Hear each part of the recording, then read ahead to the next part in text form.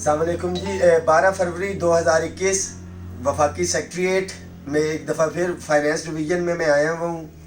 حماد صاحب PRO to پارلیمانی secretary.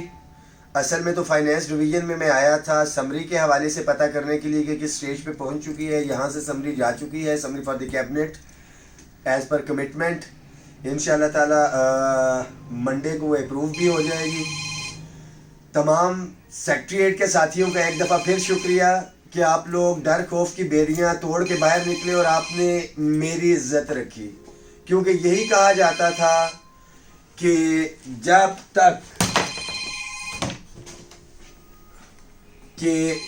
تک باجوہ صاحب آپ اکیلے رہ جائیں گے یہ ہو جائے گا وہ ہو جائے گا.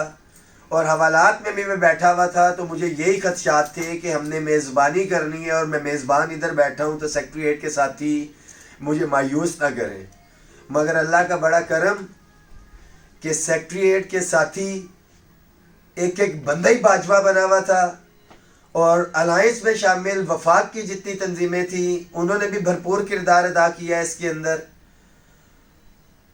اور حکومت کو بتا دیا ہے کہ جس طرح سے ایک گھر کے اندر کام کرنے والی ماسی بھی جو ہوتی ہے اگر اس کے آپ بات نہ مانیں یا کچھ وہ کام چھوڑ کے چلی جاتی ہے تو یہ تو پھر بھی سرکاری ملازمین ہیں جن کا گورنمنٹ کے ساتھ ایگریمنٹ ہوا ہے, اور آئین ہمیں اس چیز کی اجازت دیتا ہے کہ ہم احتجاج کریں, مگر آئین کے دائرے میں رہتے ہوئے, اور آئین کے تحت ہی اگر ہمارے حقوق کی پامالی ہوگی اور تفریق ہوگی تو ہم اس کے حوالے سے احتجاج بھی کریں گے.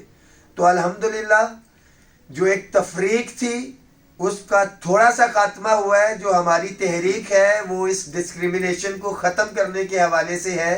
ڈسکریمنیشن ابھی تک ختم نہیں ہوئی. ہم میکسیمم 1 سے 1.5 مہینے کا انتظار کریں گے پے اینڈ پینشن کمیشن کے انٹرم ریلیف کا, اور امید ہے کہ بجٹ کے اندر وہ چیزیں فائنل ہو جائیں گی as per agreement of the government. Budget کی جو بھی پرپوزلز ہوں گی ہم انشاءاللہ تعالی فائنینس ڈویژنز کے ساتھ بیٹھیں گے ملازمین کے مسائل کے حوالے سے, کہ یہ صرف 4 ڈیمانڈز نہیں ہیں ملازمین. Utility allowance, medical allowance, conveyance allowance, house rent allowance, اور جو ہائرنگ ہے خاص طور کے اوپر رینٹ ریسٹرکٹڈ آرڈیننس. یہ کہتا ہے کہ ہر 3 سال کے بعد اسلام آباد کے اندر اگر وفاق کی بات کروں تو 25% کا انکریز ہوگا. یہ ایک آرڈیننس ہے. تو جو ایگریمنٹس ہائرنگ کے سرکاری ملازمین نے کیے ہوئے ہیں اس پالیسی کو چینج کرنا پڑے گا. 3 سال ہو چکے, 25% انکریز ہائرنگ کا ڈیو ہو چکا ہے, گورنمنٹ کو اس کو ریوائز کرنا پڑے گا.